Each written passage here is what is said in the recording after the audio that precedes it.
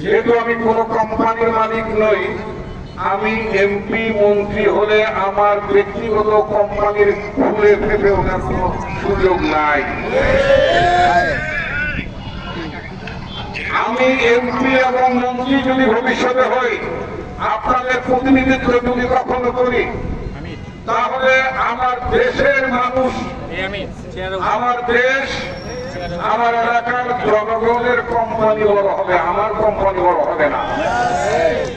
গত 4 তারিখেও আমি আমার পার্টির নেতা তারেক রহমানের নির্দেশে কেন্দ্রীয় কার্যালয়ের বিএনপির কার্যালয়ের তালা ভেঙে আমি পার্টির দখল নিয়েছি।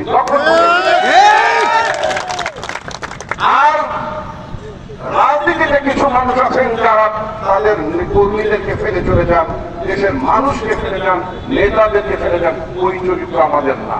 হালালের বাইরে হারামের পথে চলি না। আজকে এখানে যে প্রতিবাদ সমাবেশ করছে, এই অবৈধ আন্দোলনের বিরুদ্ধে সারা বাংলাদেশে অবৈধ বাবু একটা কারবার বসেছে। বাবু কারবারিরা আমাদের মিটিং যাতে খুব দুর্বল হয় তারা অনেক চেষ্টা করছে। কেন বাবু কারবারিদের বিরুদ্ধে আজকে লড়াই করছি? আজকে এই লোহজং উপজেলা একসময় 14টি ইউনিয়ন ছিল, এখন মাত্র 10 ইউনিয়ন, বাকি 4টে ইউনিয়ন পদ্মার গর্ভে চলে গিয়েছে। মার্কিন যুক্তরাষ্ট্রে বাংলাদেশের পক্ষে, গণতন্ত্রের পক্ষে লবিং করার জন্য আমি ওয়াশিংটনে গিয়েছি, স্টেট ডিপার্টমেন্টে গিয়েছি। ভয় পেয়ে আমেরিকায় থেকে যায় নাই। 19 দিন পরে আবার দেশে এসে আবার সামরিক শাসন বিরোধী আন্দোলন করেছি। আমার সাংবাদিক বন্ধুরা জানেন, এই পার্টি যতবার ক্রান্তিকাল পার করেছে, যতবার দুঃসময় পার করেছে, যতবার সংকটে পড়েছে, ততবার আমি পার্টির হাল ধরেছি, পার্টির মুখপাত্র হয়েছি। শুধু মুন্সিগঞ্জে বিভিন্ন সারা দেশের জেলা প্রশাসকের কাছে আহ্বান জানাই, এই বাবু মহলের নামে যে ইজারা দিচ্ছেন, কাদেরকে দিচ্ছেন, তারা কিভাবে বাবু খাচ্ছেন জানেন আপনারা?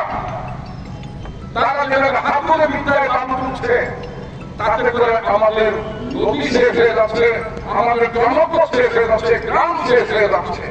এটার জন্য একটি বিধি ব্যবস্থা দরকার। এই যে উচ্চ আদালতে সর্বরকম শিগগিরই কোনো ছাড় হবে না। বন্ধুগণ, এখানে আমরা একটা আন্তর্জাতিক মানে এটি আমরা নদী বন্দর করতে চাই। ভবিষ্যতে যাতে এইভাবে যাতে নদী গর্ভে মানুষের বাড়ি ঘর না চলে যায়, স্কুল চলে যেতে না যায়, হাসপাতাল যাতে চলে না যায়, সেজন্য আমরা অবৈধ আন্দোলনের বিরুদ্ধে সারা বাংলাদেশে যে আন্দোলনের সূচনা, সেটা আমরা শিমুলিয়া ঘাট থেকে শুরু করলাম, যেটা অ্যাডভোকেট জাকারিয়া মোল্লা সাহেব উল্লেখ করেছে। বালু উত্তোলন, অবৈধ ধান উত্তোলন বন্ধ করতে হবে। আমি উচ্চ আদালত আগামী 1 সপ্তাহের মধ্যে যাবো ইনশাআল্লাহ। এইভাবে একটা দেশ চলতে পারে না।